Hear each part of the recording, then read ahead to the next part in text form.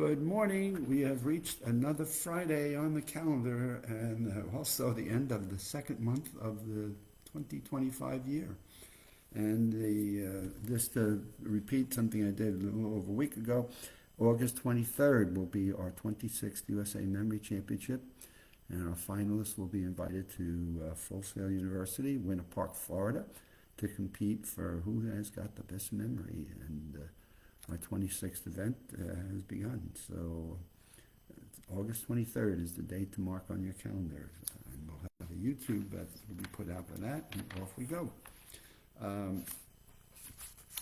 Let's talk about the final part this week. It's been a nutrition week.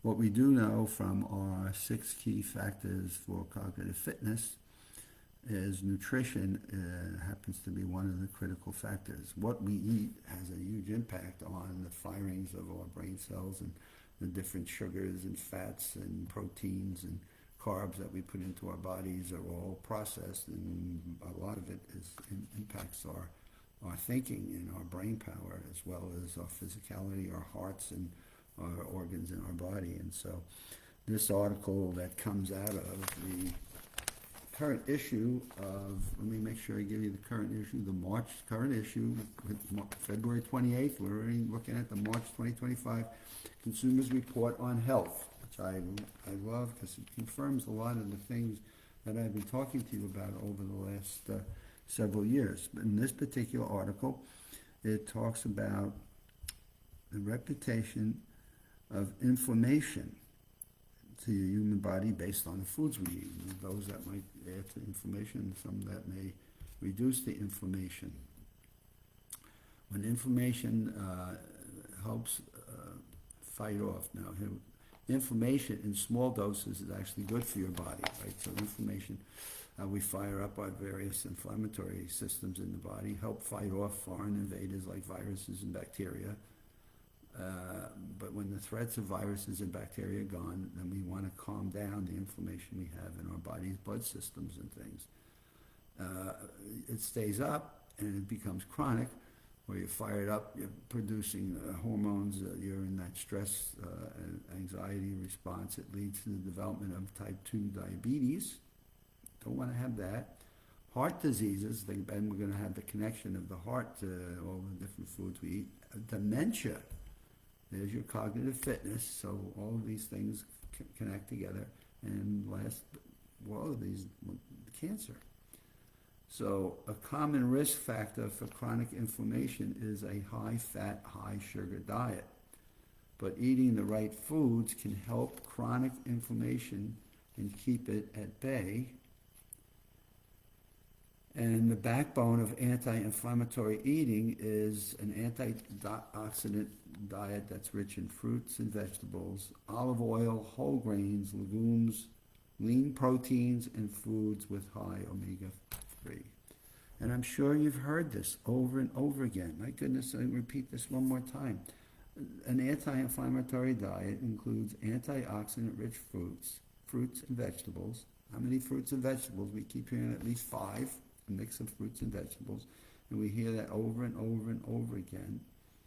And then we want to get olive oil. We keep seeing more and more about the importance of olive oil. I guess that's why the Italians do so well in terms of life expectancy at times. Whole grains, we want to get rid of all the processed flours, and we wonder, God, why do we send our flours through all this processing and taking out all the enrichments that are in it? So whole grains, legumes, lean proteins, so let's not put a lot of extra animal fat and things into our proteins, and high omega-3 fats, which is where we keep talking about fish. So in this particular article, it talks about 6 foods that help fight off this inflammation, which we would love to be able to get rid of. Cherries and berries. So Bing cherries are one of my favorites. Blueberries are one of my favorites. Strawberries are in season here in Florida right now. Cranberries, if you're up in the Cape, there's a wonderful cranberry patch there, the Ocean Spray cranberry fields. Played golf there once and watched them reap the cranberries off the plants and things. Maybe you want to get, let's see, what are the blackberries and raspberries? I mean, lots of berries.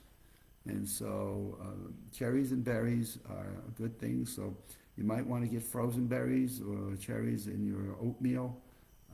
Maybe you want to put them into your yogurt.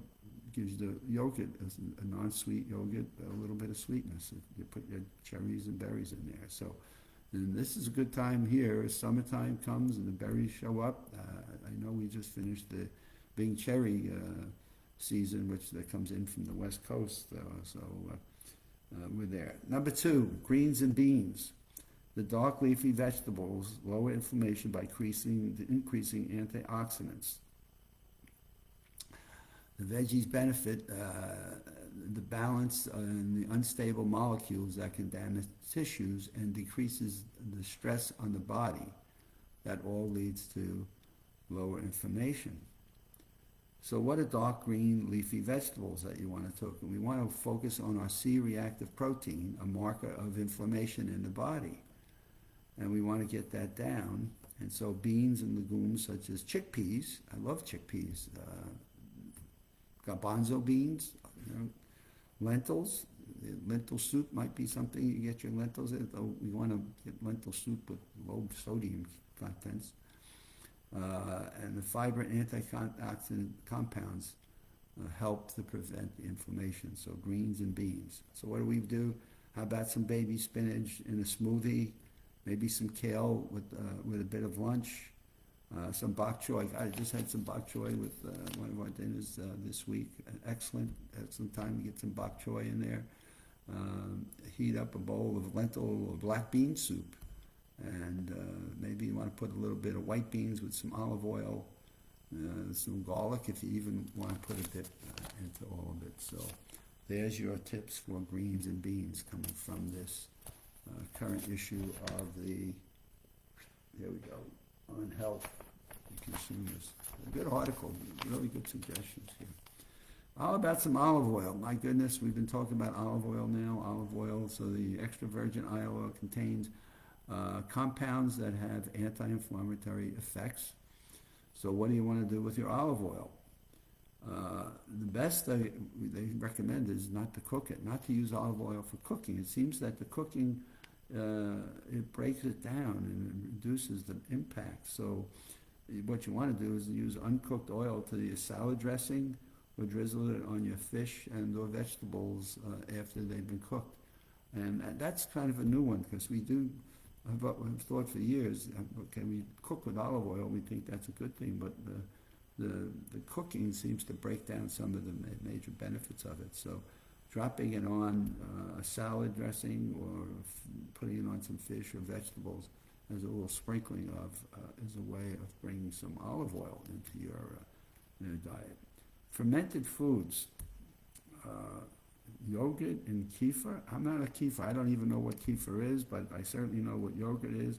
It can reduce your inflammation by improving diversity and activity of your gut. And certainly you want to improve the diversity of your gut. That's where you're processing everything into your body system, so you certainly want to have an impact on that. A study found that blood levels of inflammatory proteins decrease significantly when you consume fermented foods. So what do? We want to have some yogurt, kefir. Again, I'll have to find out what kefir is. That's a new one for me. Cottage cheese. Sauerkraut. I love sauerkraut, and I guess I got to start learning to eat sauerkraut, and not just with a hot dog, which is not good. That's a processed food which we don't want to eat. Or pickled vegetables. I now am eating a lot of hearts of palm, which I guess they're pickled and fermented or raw in the refrigeration section. You want to have that for lunch or dinner. Number 5, tomato sauce.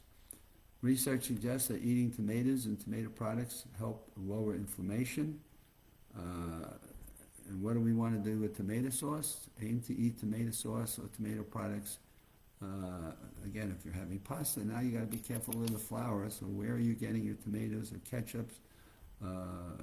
Minced scallop cloves, maybe chopped tomatoes, and you simmer around it and you add it together. But depends on what your source is and the amount of time and your cooking. But by cutting up a tomato and putting it into your salad.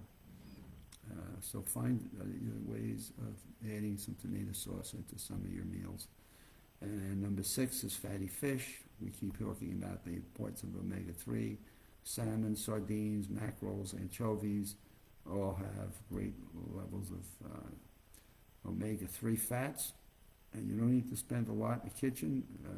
The kinds I mentioned, you can pop open a can and put them in with green leafy vegetables, and the next thing you know, you're getting some salmon or sardines are great, anchovies and mackerel, all things that you can do. So those are your 6 foods that can make a big difference to your inflammation levels, your CPR, reactive proteins, and of course, we've talked over and over again, you want to avoid the fried foods, the refined carbohydrates, added sugars, and the processed meats. And all of these things, as I said at the beginning of the Live with Tony, have an impact on type 2 diabetes, heart disease, dementia, and cancer. So who wouldn't want to make an improvement in those areas?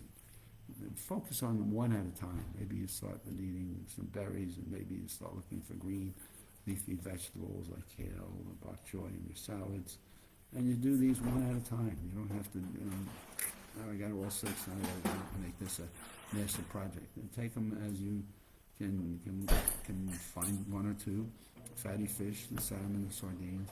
And then, of course, the fermented foods. I got to go find out what this kefir stuff is and see what that tastes like. So with that, it's weekend time. I've done 3 sessions on nutrition this week, which is one of our key factors in our long-term cognitive fitness.